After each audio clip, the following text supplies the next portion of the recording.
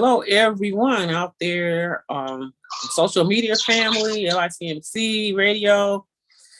We have a very special interview tonight.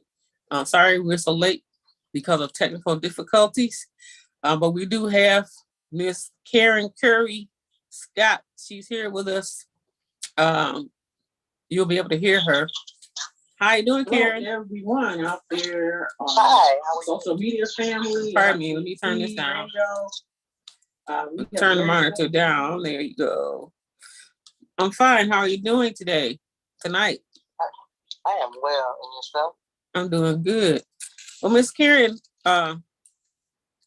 hopefully next time to be able to see you, but if you look behind me, you'll see the book. She's an author of Overflow by Karen Curry. And there's just a lot of things that Karen can talk about tonight. And I've been knowing Karen for quite some time. I remember I'm trying to figure out how we hooked up, but we hooked up many years ago. And I believe I introduced her to WMKM, and she was on TV with me, which we still doing. And she said she's coming back again. But tonight, we wanted to introduce to you Miss Karen Curry. And so, Karen, tell us a little bit about you. Well, I'm a wife, a mother. I am an author. I'm a chef. And I quite firmly believe in myself as being a very personal Christian, and I say that for a reason. We'll get to that later. Okay, well, I know all of those things. The mother, the chef, the wife, Christian. I know about all that. But we want to. Where are we going to start? We want to start from something that you said to me today that kind of pierced my interest when you said that the physician. Is it all right for me to talk about that? Oh yeah.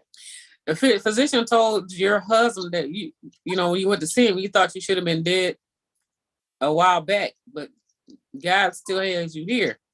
So, and I'm gonna let you talk about that. Well, 2012, my husband did even call my family over, but to make it short, we went to the doctor and sitting there. She looked at me and my husband and she said, Karen, we didn't think you would be here. And it was May 2012. Never forget it. And I looked at her and I said, what do you mean? She said, we didn't have you on our list for this year. I'm laughing. And my husband said, the devil is a lie. Let's get up and go. Why are you sitting here listening to this? And I said, well, I just want to hear out. It's quite funny because you're telling me this. You're saying because certain things was happening to me. But there's some things y'all better start paying attention to when y'all go to the doctor. You better be very aware of what they're saying to you now. Pay attention and ask questions.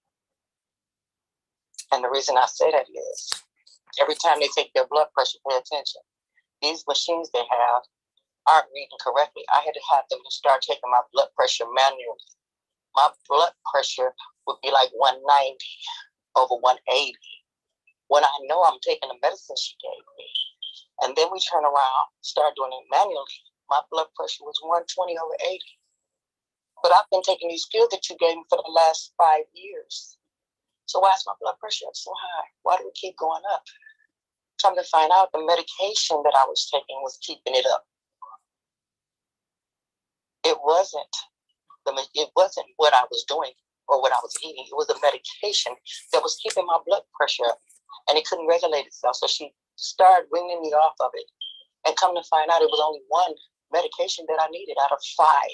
Wow. Well, I remember you also said that one of the reasons why you're going to the doctor, because you've had several surgeries. You want to tell the people about the surgeries and about your condition, but God is maintaining your life at this time.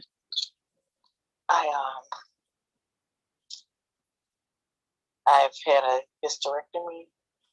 I've had a double mastectomy, and all was due to cancer. And at this point in stage of my life, they said that the cancer is back to stage 4 and it's all over my body. And even when they say this, I don't feel it. I do have the signs. I do have everything that was happening the first time. I have the lump, but it's something different. I mean, I can't explain to nobody what I feel day by day. Because some days I hurt, some days I don't. But I can tell you this. I'm taking my own regimen. I'm taking some things that I felt that was good for me after doing some study after the last 12 years. I'm doing things for myself now. It's a personal healing. This is between me and God. It's not between me and man. So some of the stuff that they may give me, I don't ingest. I don't put it inside of my body because some of these things have so many other things that don't work for our bodies inside of them that I can't take them. So I've done my own regimen. I take care of myself on what I think is possible, what I think is good for me. And that's possible to keep my body going instead of breaking it down because the medicine that they give us breaks our bodies down. And so, years ago, so you have cancer for over 12 years, or it's just been 12 years? Since 2004. So, because I remember when I met you then, you told me that you had cancer. I remember when you first broke the news to me. We were on the phone, and you told me you had cancer. And so it's been 2004, now it's 2023. Just about 20 years after that, and God is maintaining your body. So you have a big testimony about your life, and you've had, what you say, 5 surgeries? 6. They're trying to do one now, but we're not doing that. We're going to continue to pray, and we're going to continue to let God. Well, we say 20 years is pretty awesome when somebody said you should have been gone a long time ago. So that just inspires people, I believe, and let us see the power of God and how God works. And so at this time, even though you say you are stage 4 cancer, and how long have you been with stage 4 cancer? It's been a year and a half now. Without me, well, my family is just starting to find out because they started sending letters to the house. So I had to open back up and let them know what was going on because my husband, he said, "You keeping it quiet?" I said, "It's not that I'm keeping it quiet. It ain't nothing to talk about. I really don't. It's not nothing to, I guess, to have on your mind." So right? You say you live in your life, and so if you don't need any negativity. And to me, I just know you being strong as you are, you don't want that, you don't need that, and you don't need sometimes a person when they're going through like that seems to be stronger than the people that surround them sometimes. I think so. I mean, because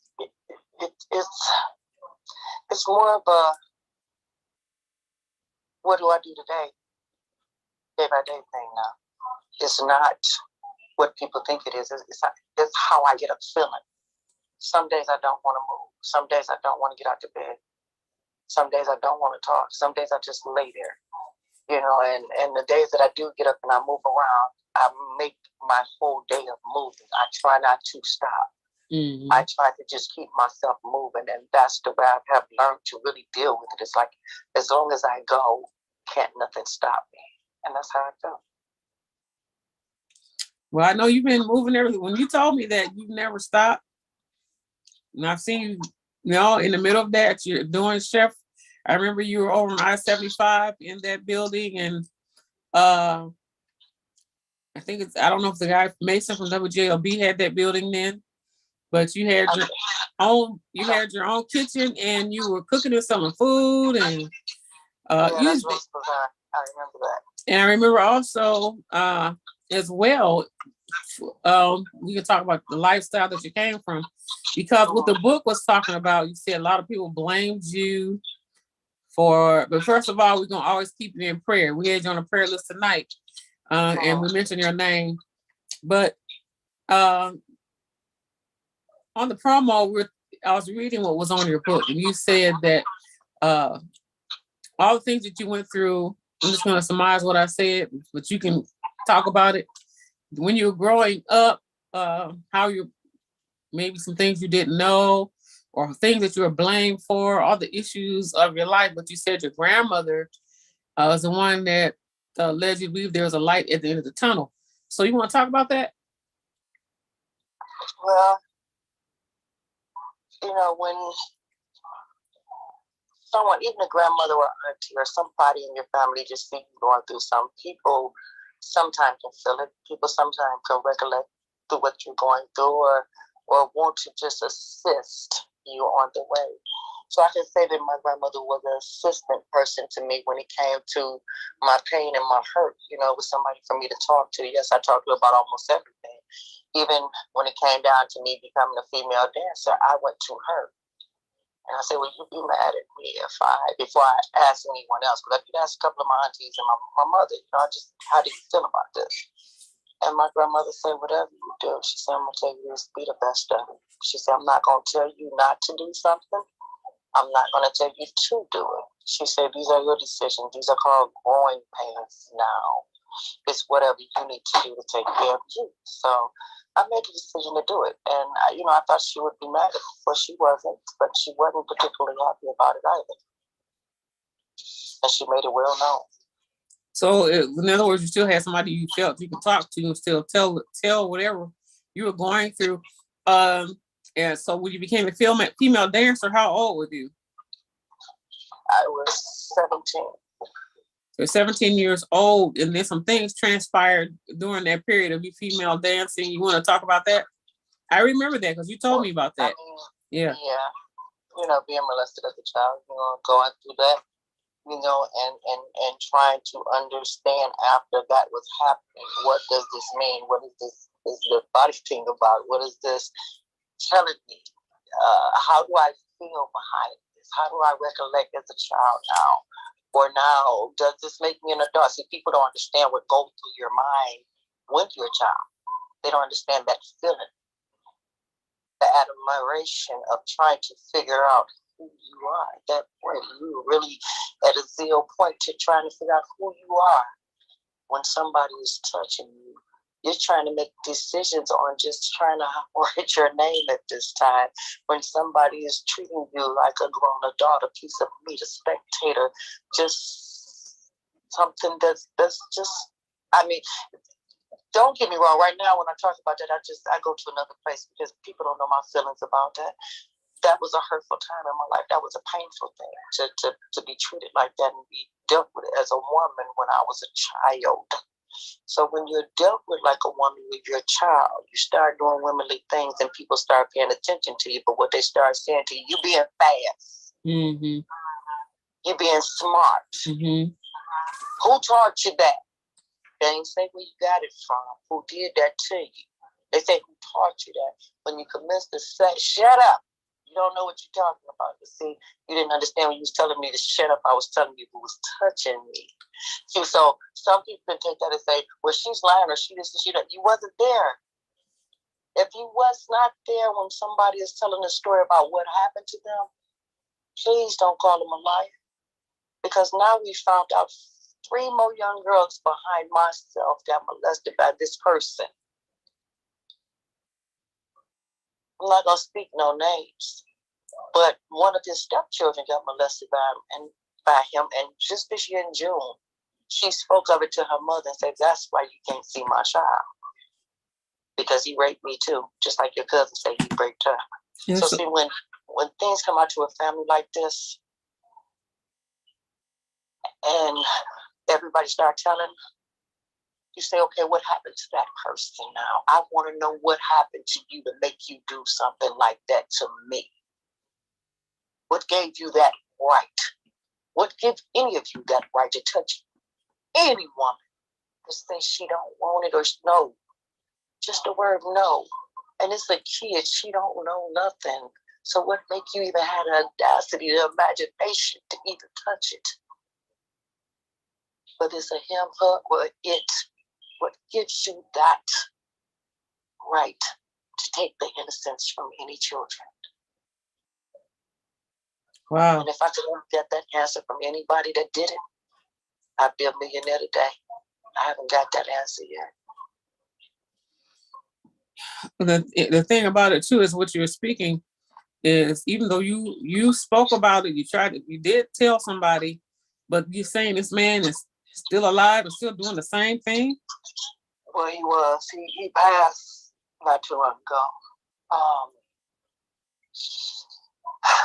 When she told it was just this year in June when the daughter told it, but it hit me in the gut because I already knew it happened to some of them because when I told it, he was so adamant to where he got in the car with me and my husband and told my husband, oh, if your wife told you I raped her, she a lie.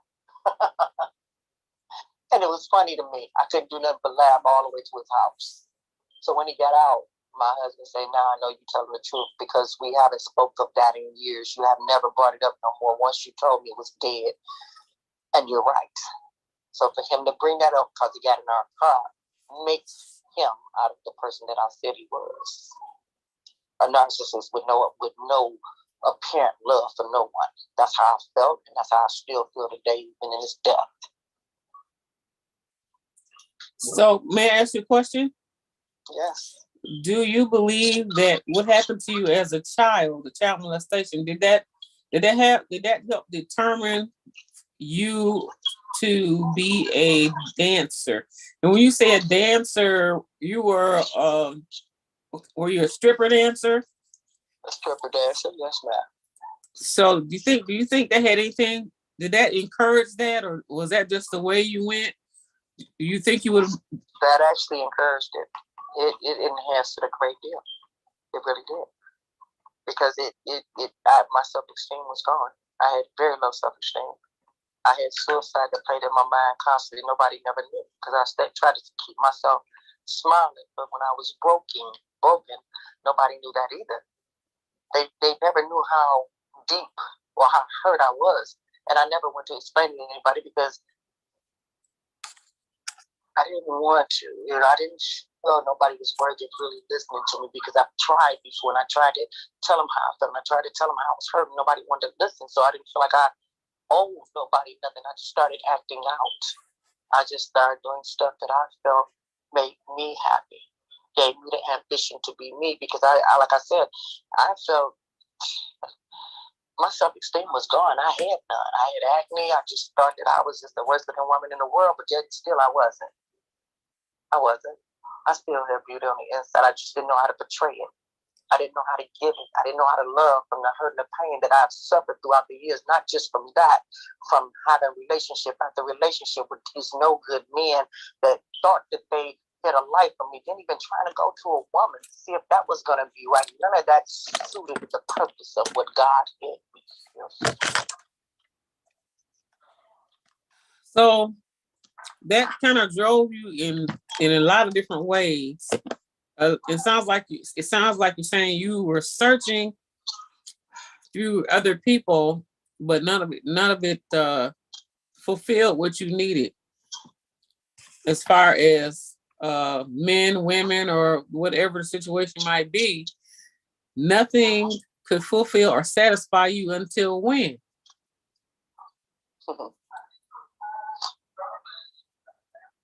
I had gotten satisfied after I met my husband. We've had such a rocky relationship, but even in that, I can say that I'm glad I met him. I'm glad for some of the trials and tribulations we went through together. I look at some of it as if I was the last person in the world.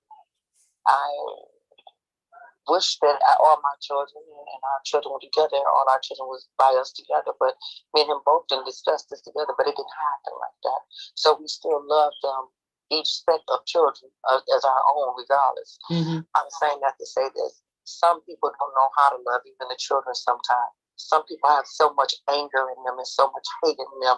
When somebody shows just an ounce of love, it can be mistreated as anger and hate. They turn things. People miraculously know how to split stuff and make it seem as though it's not. Even if you're a good parent, even if you're treating the kids good, somebody will come in and say, "You still fixing them kids' plates and they're 20 years old?" Well, this is my kitchen. I got to still clean it up and cook in it, even if they come to visit. Why can't I fix my children's plate? Some people just look at things in a certain way, in a certain nasty way, to where I just don't understand it in life now. You get what I'm saying? Yes. the little good things you do considered bad. If I fix my children is 20 years old or my grandkids, they come over and I cook dinner and I fix them a plate.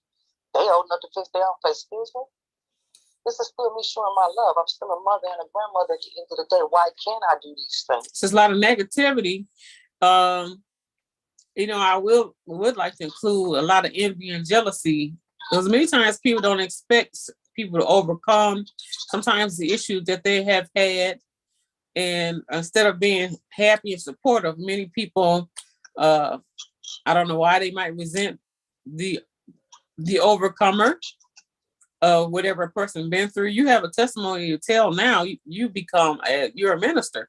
So now to the book. Is this some of the information that's in the book, right? Overflow? Yes, it is. Yes, it is.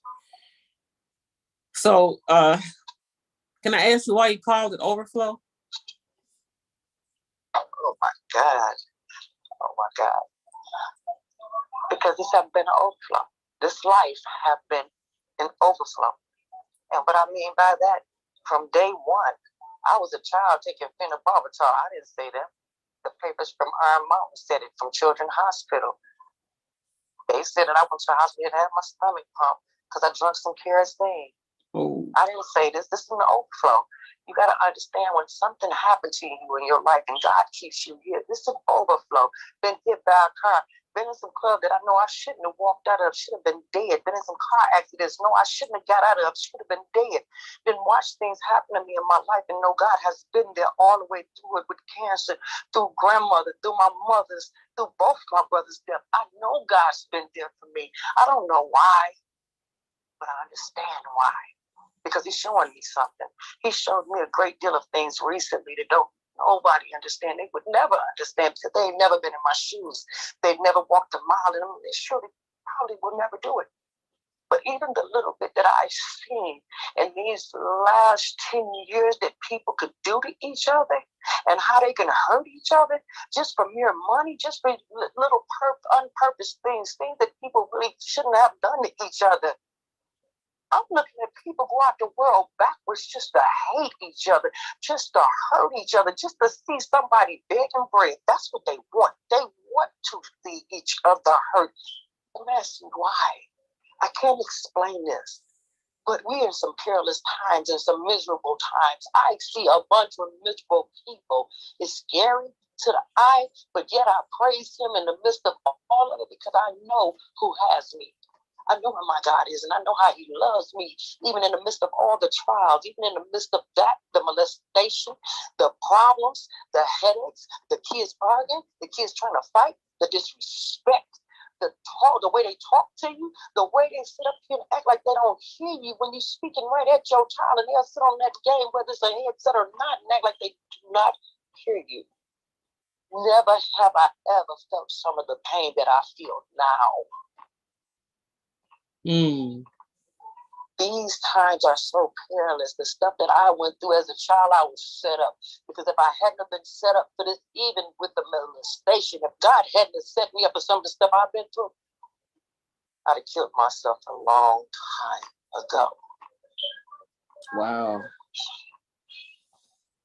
We thank God that you are here with us. I thank God. We want to tell them where they can buy this book, Overflow by Karen Curry. If you would love to tell them where they can buy this book, Karen. It's on Amazon. The book is on Amazon. You go to Amazon.com and look for Overflow by Karen Curry. But I went to look for the book and I just went on Google and put Overflow by Karen Curry, KarenCurry. And we just hope that you would go and purchase that book and read it. I believe by your testimony, somebody will be blessed. Somebody may be able to turn their thoughts around, their mind around. Be encouraged, because after all you said, and I'm sure you haven't said everything that you've gone through, but you're still here. And you're still, I see a strong woman still here, still living, believing God, and God is blessing you and giving you information on what to do to help yourself and other people. So I see you as being a blessing. So we hope that you all will go to Overflow and buy the book by Karen Curry. Please support her. Please buy that book and read it, because if you hear this conversation, it's more interesting to be able to go and read the whole book. Karen, how much is the book? The book is $10 now. Well, it's $10 on Amazon. I'm going to buy a book. I'm going to buy the book, Karen. And well, when I just got a book, we're gonna do a show. We got a show coming with you, so don't gotta worry about it. We're gonna be getting about a lot of stuff. We're gonna talk about a lot of things. There's a lot of stuff I still gotta come through. It's a lot of stuff I'm still working through. God still is fixing things in our lives every day. Because guess what? We don't know what's coming. Well, we're making the announcement. She just made the announcement that she will be on starting on the 13th at 6:45. We're going live, and by that time you just have to see the live and living Karen Curry. You hear her voice, and what she's saying is very powerful. Behind me, you see the picture of her, and you see the book, parts of the book. But God be willing, on the 13th, Karen is coming on with her own ministry broadcast. And it'll be just her coming on to, fill that hour with whatever God gives her. A lot to say, a lot to talk about, a lot to express.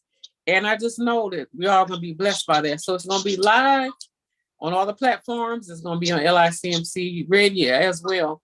We're looking forward to listening to you, Karen, and then next time we're looking forward to seeing you. At the same time, we don't expect this to be the last interview that I can talk to you about, because you have so much. I would like to say I remember a lot of things that you were doing over the years. I remember you were telling me about personally yourself and the different relationships and how the things you got caught up in. And when you went through that caused you to help other young girls. I remember you had the ministry where you were helping young girls just going through situations, because you understand, and you wanted to be there for these young ladies, in case there was just nobody there to listen. Well, you know what's so hard with that part? What?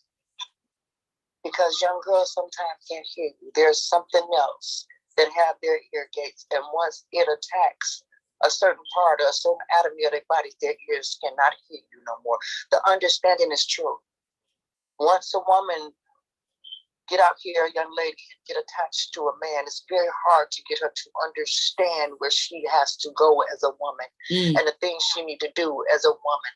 You got to think of yourself, because see, didn't nobody teach me this. Didn't nobody train me at this. Didn't nobody say, Karen, this is what you got to learn for yourself. No, they did not. These are some of the things you learn on the way. Your mama cannot teach it to you. Your auntie ain't going to be able to teach you. Your grandmother can't teach you. Your friend can't teach you. We learn by just inhabiting the space with the man. Once you get in that space with a man, it's going to be totally different from you being his girlfriend on the other side of that door. Once you inhabit that space, then you become his woman. And we don't know what happens then. Whatever happened behind that closed door, if you're not honest with yourself, you'll never be honest with nobody else. So if you're getting beat, getting dogged, and whatever's going on, and you're not talking about it, that's the scene behind that door that we need to start talking about. Because there's a lot of young girls getting beat right now and scared to talk. They're scared to let you know what's going on behind that door, behind the scenes, because they love it so much. That one little thing that we have a problem with, an issue with these women, I am sorry. If you cannot get it under control, leave it alone until you get yourself in order. Check yourself first, because that may wreck you. I'm sorry. The truth got to be told, because I've been there. There's so many women been there, been strung out on something else than drugs, than marijuana, than liquor. And when you're strung out on that, it's just as powerful as any drug. Are you talking about sexuality? I'm talking about what these young girls are getting attached to. So because of the interaction with a man, physical action with a man, they are being, we know the Bible speaks about that too as well. As every time when you do that with that particular person, you are joining together, your spirits are together, you know, and if he's good or no good, you're still gonna be involved, you know, you're involved with something. Your spirits are entwined with other spirits and they don't understand that, and that's true. Because if that man have another woman at home and his mind is caught up in her and his mind is caught up with you across the street or up the block around the corner, trust me, while his mind is caught up with you and his mind is caught up with her, Jane is waiting on the other end of the block too. This kind of sounds like control through the spirit of the body, of the lust of the body, and the feelings of the body. Is kind of reminds me of a bit of witchcraft too. Because once it clicks in, that spirit clicks in, you don't want to let it go. Like if you call it an addiction. Exactly, an addiction. Yeah, yeah. And that's what our children are experiencing. Not only that, when a 10-year-old, it's just so many elements. God help me. When you get a 10-year-old baby to put the body to sleep and shoot his mother because she wakes him up for school, that is bothering me. There's so many connections to this demonic spirit that's out here that people are not paying attention to. It had some of us even when we were out here in the world, and I'm talking about myself. I had two children before I started dancing. See, that's where we didn't get to. I was pregnant and had 2 children when I was 17 years old. Wow. My first job was at Burger King on Greenfield and Dre Road. In Detroit. I worked there, but it wasn't enough money to take care of me and 2 kids. It wasn't enough to pay them bills. It wasn't enough to make sure my lights and gas and my water stayed on. It wasn't enough. It wasn't enough food stamps coming to make sure we had food that whole month. I don't know what people was talking about. Food stamps don't last a month in my home. They might not even last 2 weeks in my house because we eat. So I don't understand how some people can survive off of just that. Yes, I see why some women, they call it poverty. Yes. But I never felt poverty. I mean, even when I stayed in Herman Gardens, and I don't care what nobody say, I never felt poverty because I ate. I've never missed a meal when my mother took care of me and my grandma. I never missed a meal when I got grown for my children. So I never experienced poverty. I possibly experienced not having things, but I didn't experience poverty. And I can understand some people may experience that. But a lot of people that say they experience some poverty, no, poverty is when you don't have a roof over your head, when you're not eating, when you don't have no clothes, when you don't have no shoes, when you don't have things that you possibly need. When you got things you need, you're not in poverty. If you get that out of your mind, you can make something of it. You can create things. You can have a shack, but you can put a little paint on the walls. You can clean up the outside and put a little flower outside and cut down some hedges and make it a home. But see, some people don't know how to turn something that God gives you into a home. I don't care what it looked like, what it may seem like. If you took that little bit He gave you and turned it into a home, He may give you a castle. We don't know. He's just made out. Wow. It's just so many elements to this to me. I'm soaring with pain sometimes listening to some of these kids, the way they act and talk to them, how we got to give them respect. How? In my house, I'm supposed to give a child respect when you walking in and out my door, eating my food, using my soap and my water, brushing your teeth with my toothpaste, the toothbrush that I bought, the face towel that I bought. Tell me I owe you some hot? What? Not in this world. See, I believe in putting hands on kids and making you understand who I am. If you don't understand who I am, then I want to talk to you. There's too many elements to this life thing. There's so many elements that it bother me every day, and people want to sit up there and try to browbeat somebody and tell them who they're supposed to be and how they're supposed to be in life. When you have all these elements working against you and you're still trying to fight through everyone as you're growing as a child from 15 years old with a child in your hand, trying to say, how do I make it? How do I do this? How do I perform this, God, when everybody else is telling me the wrong way, or is it the right way? Which way do I go? And that's how some young ladies be, and that was me. I didn't know which way to turn. I didn't know half the time who to talk to, because this auntie may have an attitude. That one may say, get out of my face. This one may say, you can come over here and still call this one and talk about me like I'm a dog. See, sometimes you never know which way to turn. And then you got this one house you can go to that's going to rub your head and say, I love you. It's going to be okay. Wow. Don't listen to them. Don't pay attention to them. You got to make it. You got them kids. You may be a dancer. Don't let nobody put you down and talk about you because you're doing what you got to do. At the end of the day, ain't nobody taught you nothing. Ain't nobody teaching you nothing. You're learning day by day as you go along. Wow. Have people in this world trying to drag a person down. You can't. I was already drugged down. I wallowed on my belly already. And God said, not so. It would never happen again. My peace is already restored up with God. Wow. So, Minister Karen. Yes, ma'am. I'm not even sure how long we've been on at this time. But I knew that when we were to get on, we were going to be on for a while, because really, like some people say, this is only the tip of the iceberg. There's so much more. I do want to say I appreciate you. I thank God for you. And it was God that let me call you, and you picked the phone up, because I've been thinking about you over the years and over the years and over the years. I'm like, how's Karen? Where's Karen? How's Karen? And I found your number in my phone, which has been there since forever. And I do believe I might have called it a while back, but I might have left a message. I don't know. But when I called you this time, you actually picked up. And I thank God, first of all, it's 2023, and I just wanted to see how you were doing, because I knew a lot of this you told me about all those years ago. And I just thank God that you are here, that you have a message, that you're living life, that God is working in your life.